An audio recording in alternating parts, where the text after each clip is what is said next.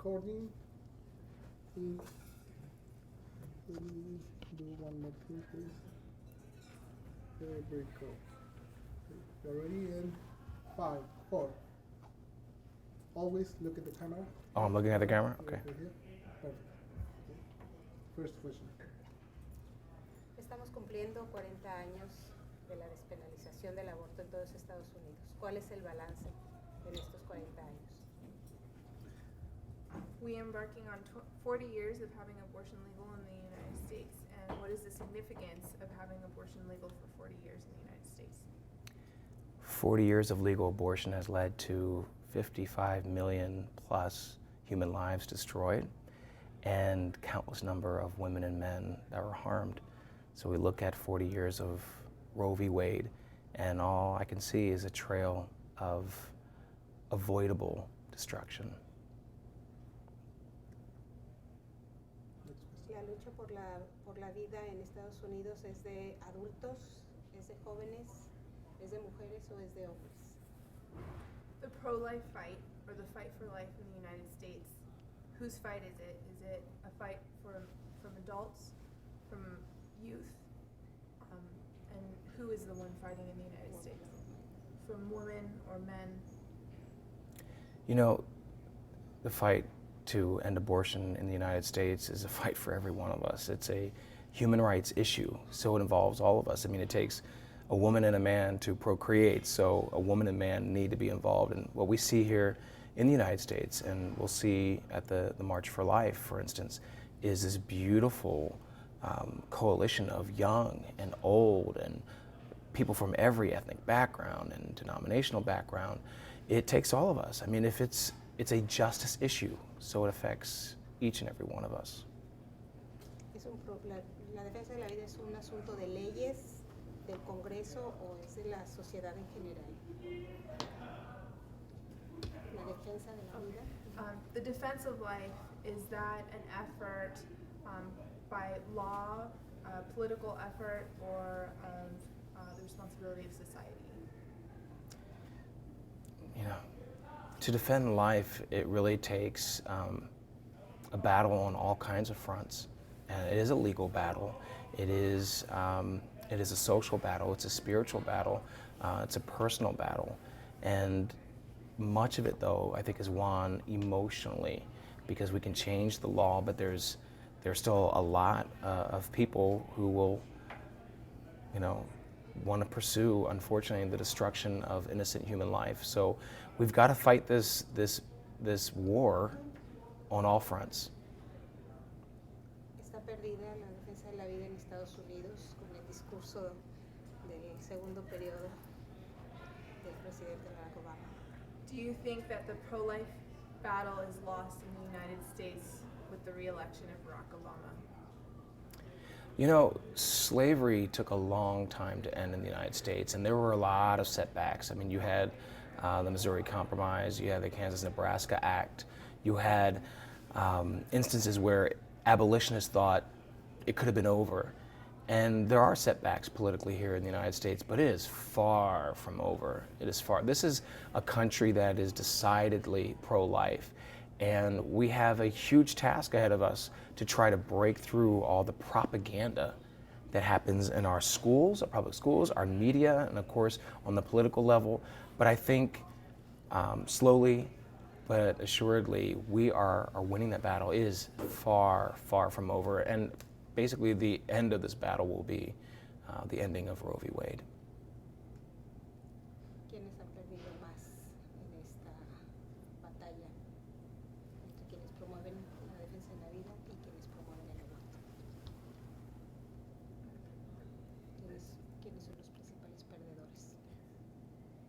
Okay, who are the principal losers in this battle for life? Who are the pro-life party and the pro-abortion party? You mean politically? Políticamente. Yes, politically. Well, I'm all about saying things like they are, and there's one particular party that has not just, you know, favored abortion, they celebrate it, and that's the Democrat Party. the Democrat Party is the party of abortion. It was also the party of slavery. It was the party of the KKK. It was the party of Jim Crow laws, party of poll taxes and literacy tests to prevent black individuals from voting. And it is today the party of abortion. The Republican Party, the party of Lincoln, the party of abolition, the abolition of slavery, is also the party of the abolition of abortion. So unfortunately, each particular party has created a platform that make it very clear where they stand on this issue and how they regard human life. I'm sorry, something wrong with it? Yeah, Sí, the se last ve- question we lose the microphone, but it's gone. Hold. Hold. Just Only the last question. Last question, only the last question. Sí, sí, claro, sí, sí, sí. It's okay? Su testimonio, please. Continue. Speak me. Check. Oh, I'm sorry. Yes, here. All right. Can you hear me now? All right, Everything good? Perfect. Yeah, it's good. Okay. Repeat the last question. Okay? Repeat. Who loses All the last? two? Yes. ¿Todo? Yes, Era- because it's good. Ajá. Era quién es el Principal principal perdedor. perdedor. Okay, en la lucha. who is the main loser in the fight to defend life politically? Those who are for abortion or those who are pro-life? Oh, different question than it's before? the Was, same. did I misunderstand the It's question? same- It's the same question. It is the Same same question. question. Okay. I'm sorry, but am I defining which party advocates for abortion? You just have to repeat the Repeat the same thing? Okay, Repeat all it. right, go. Okay. Fine. All right. In the United States, one particular political party has made it very clear where they stand on abortion. The Democrat Party is the party of abortion. And this most recent year, this most recent election cycle, they have shown that they not only favor abortion, but they celebrate abortion. And they're celebrating 40 years of Roe. And it's important to remind people, one of the things we do through the Radiance Foundation is remind them of the civil rights timeline here in America. The Democrat Party was the party of slavery. It was the party that founded the KKK, the party that fought against, actually, women's right to vote. It was the party that instituted every eugenics-based Jim Crow law, poll taxes, literacy tests.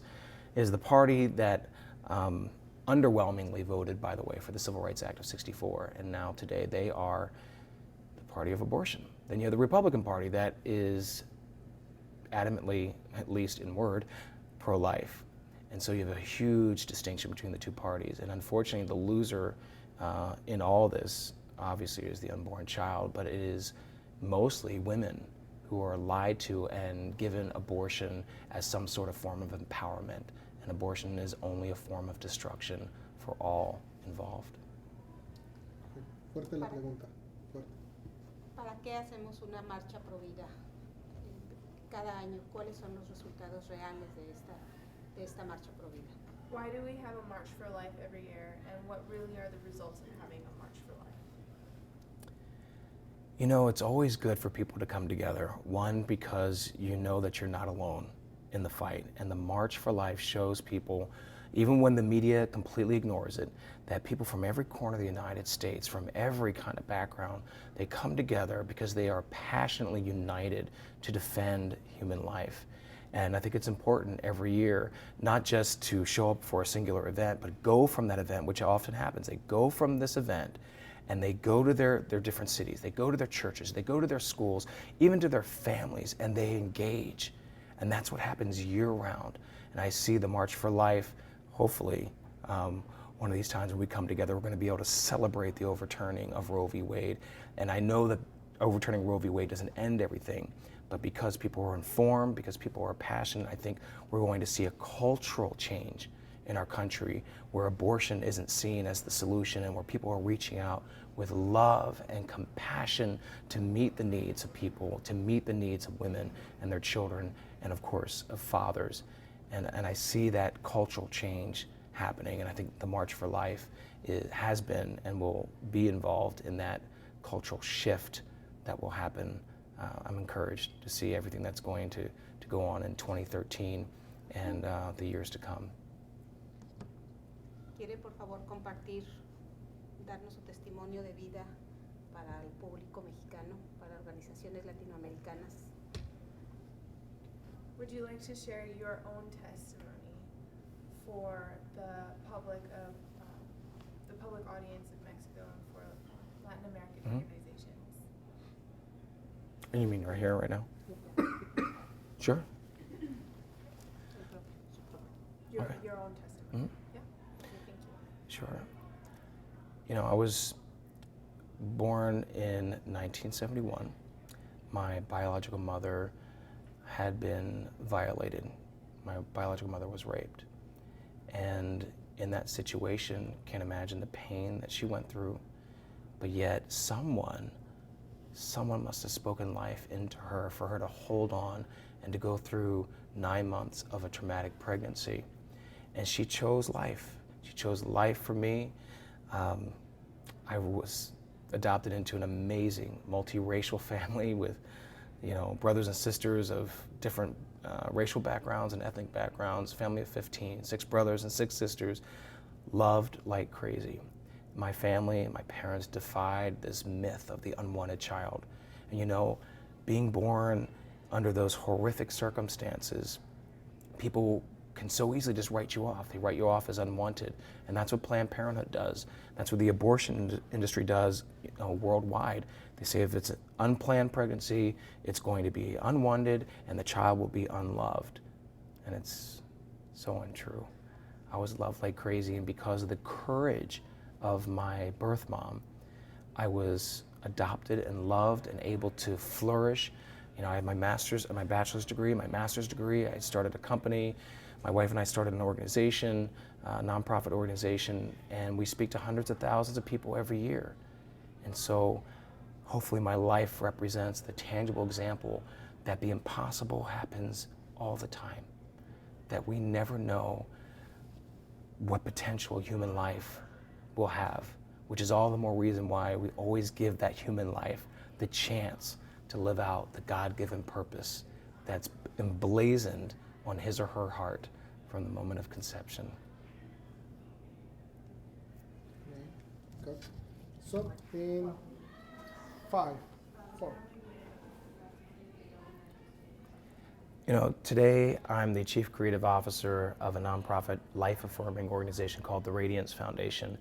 I have my bachelor's degree, I have my master's degree.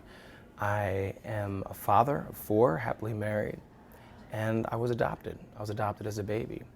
But I was one of those cases that even pro-life individuals will write off. My biological mother was horribly raped, and yet she somehow had the courage to go through 9 months of a traumatic pregnancy and gave me life. And I could never even express my gratitude to her. Because of her courageous decision, she allowed me to be adopted and loved like crazy. And you know, sadly, people like me in these less than 1% of cases of abortion are always used to justify 100% of abortions. And sadly, women who are raped are often given abortion as somehow the natural follow-up. The solution is I don't even know what I'm saying. I'm sorry, I'm so tired. I'm probably have to start over. Yeah, sure. I'm not even sure what words I was saying. Don't worry. Can I start at the, sadly people use the, Let's start with your name. start with my name, start Yeah. over again? No. For your, for, Because I'm about ready to Always collapse. to remind yourself who you are. Okay, all right. where should I start? No, Say no, your no. name. Pero no lo tiene que empezar No, nuevamente, no, for the No. beginning. No, no, ¿para qué quieres que te repita? Nada más la última parte que Esto que él se iba Okay. a decir. Yeah, se acabó. just Continue.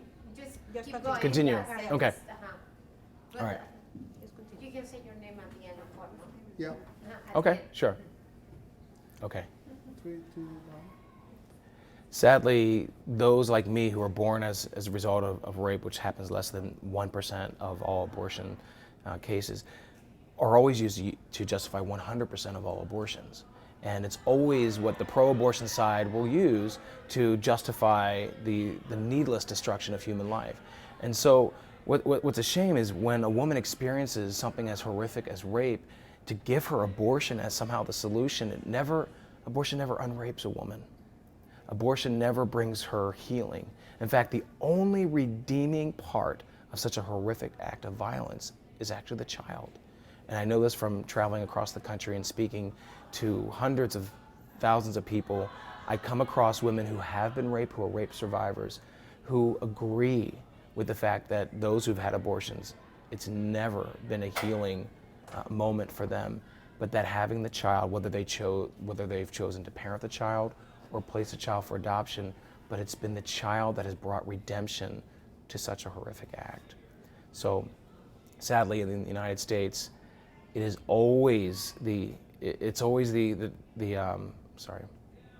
sadly in the United States, journalists always use rape as the example. As we saw in our last election cycle, they will always use that to try to corner people, pro-life individuals, into explaining their pro-life worldview. But the extremists here are not those who support the defense of life, of any human life, regardless of circumstance. I think the extremism is on the other side, where they will kill human life even after it's partially born. So I think, I'm so sorry, I'm so tired. Can you pull from something that I've said there? I feel like I'm rambling. I feel like I'm like outside of my body, just looking for a bed. I'm looking for a bed somewhere. Let me just say one coherent thought. Sorry, I had 2 hours of sleep last night, so I'm reaching the end. Empty. Yeah. Okay. You know, there's beautiful possibility in every single life, regardless of the circumstances of one's conception. And that's what the pro-life movement globally is all about. It's about not looking at these, you know, whether it's circumstance of rape or a circumstance of incest or whatever the case may be, is looking at every single human life as valuable, as equal, and worth defending with everything that we have. And I'm excited to be part of that movement. I'm excited to be able to share my story. I'm one of those, not hard cases, but I'm one of those heart cases. And it's one of those things where one-on-one, we're able to change people's hearts when they see a tangible example of possibility realized right in front of them. The fringe case that so easily can be written off, but when you're talking face to face, or you see the flesh and blood example of someone born of such a horrific circumstance, man, it has a powerful way of changing somebody's heart. And your name? I have no idea.